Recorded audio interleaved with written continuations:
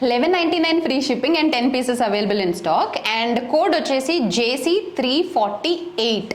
Okay, నాకు ఎంత నచ్చిందో ఈ చీర అయితే మాత్రం ఐఎమ్ పర్సనలీ టేకింగ్ వన్. చాలా అంటే చాలా బాగుంది, చూసుకోండి.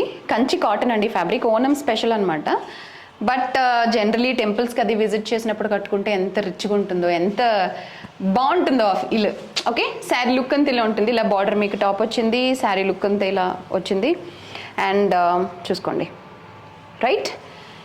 అండ్ దిస్ ఇస్ పళ్ళు అండి, వీవింగ్ పళ్ళు లాగా వచ్చింది. అండ్